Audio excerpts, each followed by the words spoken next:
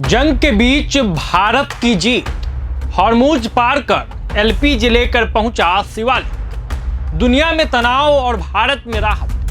54,000 ton LPG लेकर आया भारतीय जहाज। खाड़ी क्षेत्र में ईरान, इजराइल और अमेरिका के बीच जारी तनाव का असर अब वैश्विक समुद्री व्यापार पर भी दिखने लगा है। इस टकराव के कारण कई अहम समुद्री रास्तों पर जहाजों की आवाजाही प्रभावित हुई, जिसमें गैस और तेल की आपूर्ति में रुकावटें पैदा हो गई। भारत के कई शहरों में भी घरेलू गैस सिलेंडर की कमी देखने को मिली और लोगों को सिलेंडर लेने के लिए लंबी कतारों में खड़ा होना पड़ा। इसी बीच राहत देने वाली खबर सामने आई है। एलपीजी से भरा जहाज शिवालिक कतर से रवाना होकर अब भारतीय समुद्री क्षेत्र में पहुंच चुका है। इससे देश में गैस सप्लाई की स्थिति सुधरने की उम्मीद जताई जा रही है। दरअसल स्ट्रेट ऑफ हॉर्मुज में हालात तनावपूर्ण होने के कारण जहाजों की आवाजाही प्रभावित हो गई थी। ईरान के जवाबी हमलों के बाद इस रणनीतिक समुद्री मार्ग से गुजरना मुश्किल हो गया था, जिसका असर भारत की ऊर्जा आपूर्ति पर भी पड़ा। इसी बीच भारतीय तिरंगा लिए 2 एलपीजी टैंकर शिवालिक और नंदा देवी करीब 92,712 टन एलपीजी लेकर सुरक्षित रूप से हॉर्मुज से बाहर निकल आए हैं।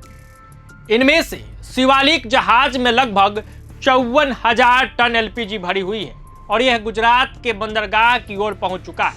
वहीं दूसरा जहाज नंदा देवी 17 मार्च को कंडाला बंदरगाह पहुंचने वाला है। इन जहाजों के आने से गैस की कमी से जूझ रहे उपभोक्ताओं को काफी राहत मिलने की संभावना है। मरीन ट्रैकिंग वेबसाइट के अनुसार यह जहाज रास लफान पोर्ट से एलपीजी लोड करने के बाद 7 मार्च को स्थानीय समय के अनुसार दोपहर 2:53 पर रवाना हुआ था। इसे भारत आने के लिए हॉर्मुज से होकर गुजरना था, लेकिन क्षेत्र में बढ़ते तनाव और पाबंदियों के कारण यह कुछ समय तक वहीं फंसा रहा। बाद में शुक्रवार रात और शनिवार सुबह के बीच इसने उस संवेदनशील समुद्री क्षेत्र को पार किया और सुरक्षित भारत की ओर बढ़ गया। शिपिंग कॉरपोरेशन ऑफ इंडिया के स्वामित्व वाला शिवालिक एक बड़ा एलपीजी टैंकर है। इसकी लंबाई करीब 225.28 मीटर और चौड़ाई 36.6 मीटर है। यह जहाज लगभग 8.1 नॉट यानी करीब 15 किलोमीटर प्रति घंटे की रफ्तार से चल सकता है। सरकार ने भी भरोसा दिलाया है कि इस तनावपूर्ण समुद्री क्षेत्र में मौजूद भारतीय जहाज और नाविक पूरी तरह सुरक्षित वापस आए। अधिकारियों के मुताबिक फारस की खाड़ी के पश्चिमी हिस्से में इस समय 22 भारतीय ध्वज वाले जहाज मौजूद हैं, जिन पर 611 भारतीय नाविक सवार हैं और सभी सुरक्षित हैं।